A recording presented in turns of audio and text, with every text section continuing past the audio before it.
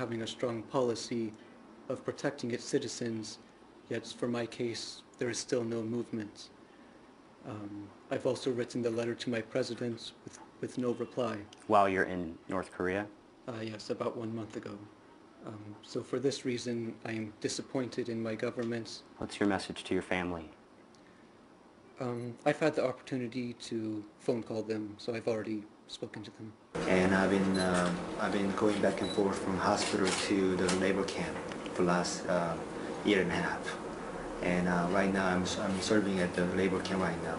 I've been asking the American government to act upon getting me released here, and I do believe that special envoy need to come in order to resolve the situation that I am in right now. So I do ask the U.S. government to send an envoy as soon as possible. I am the American that has been here the longest since the Korean War, and I do believe that sooner that this get resolved, it'll be better for not only for myself, for the rest of the other Americans may come here. Actually, I'm the only prisoner in the camp. I've been the only prisoner in the camp for the last year and a half. So those are the snippets of the strictly 5-minute per person interview. Here he is, Will Ripley, joining me now from Pyongyang live. And so, Will, where to begin? I mean, I know you and your crew, you arrived in North Korea 5 days ago, and you get there, you describe the place as a time warp. You've been focusing on stories North Korea wants you to tell, wrestling events, a water park, and then suddenly you're sitting at lunch with your crew, you get a phone call. Take me from there.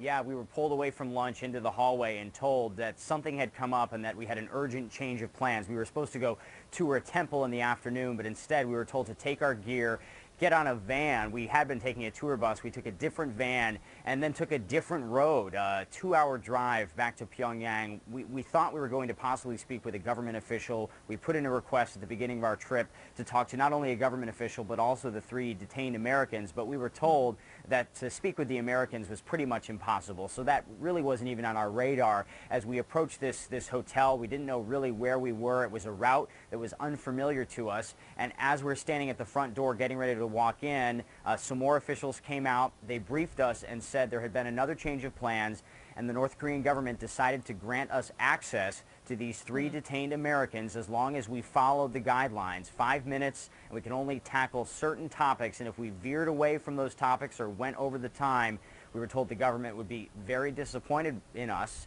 and there could be consequences. Okay, so can you just walk me through, Will, some of the parameters? What were the questions? They were very specific with you that you could and couldn't ask. And who else was in the room? What did we not see that only you and your crew saw? The topics we were allowed to discuss, first of all, the charges they were facing in North Korea, the conditions in which they were being held, and the message that they wanted to send to their families, and perhaps more importantly for the North Korean government here in Pyongyang, the message that they wanted to send to the American government. They were each held in separate rooms, and we were followed by a group of North Korean officials. We were videotaped. There was an audio recording. Somebody was photographing us as well, and then there were people that were watching and monitoring us, and also there was someone holding a timer and giving us time cues. So during some of the interviews, I had to move things along a bit because we were explicitly told that we could not have more than 5 minutes, and I wanted to make sure that these 3 men had the opportunity to say what they needed to say within the parameters that we had agreed to. It's incredible. It's incredible. And each of these 3 men, they all admitted, using the word forgiveness specifically. Let's take a listen to a little bit more of your interviews. It's a covert act and a violation of the tourist purpose as well. And I've admitted my guilt to the government, and I've signed a statement to that effect, and I've also put in a request for forgiveness to the people and the government of the DPRK. I will say that I prepared to violate the law of the DPRK before coming here, and I deliberately committed my crime.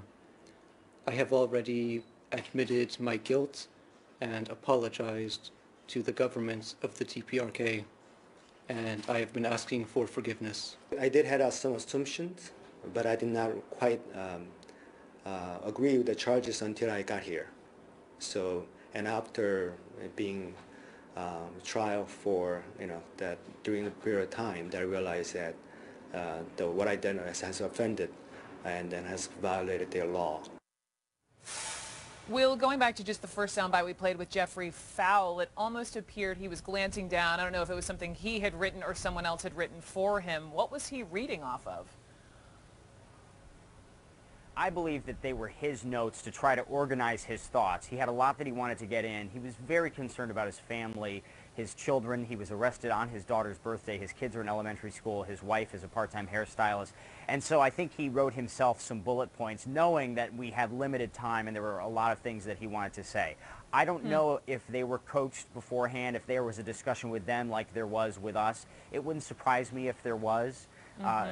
Look, they signed written confessions. They've asked for the forgiveness of the North Korean government. But the fact is they've now pleaded guilty to a crime here in this country, just like Kenneth Bae did. Kenneth Bae was found guilty. He's now serving 15 years working at a labor camp. And these men are staying in hotels. The other two Americans are in hotels right now. They're due to go on trial within the month. And they know that their conditions could drastically change if they do go on trial and are found guilty and then would be immediately sentenced after that. They could also end up in a labor camp. That's why you hear them say words like a desperate situation, we need help now, time is running out. Anything else you saw, anything that struck you about the interview that you have yet to share on CNN?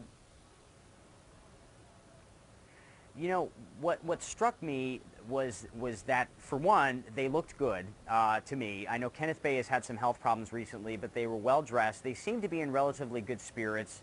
And I would imagine they're staying in a hotel similar to the one that we've been staying in here all this week. And the impression that I've had as a first-time visitor here to the DPRK has been positive in my interactions with the people of this country. So I get the impression that the people that they're dealing with on a daily basis are respectful and kind to them, even in the midst of these very serious criminal charges and potentially years of incarceration that they're facing. What an experience for you and the crew to all of a sudden have these 3 interviews. Will Ripley, phenomenal reporting job. Thank you so much to you and our crew there.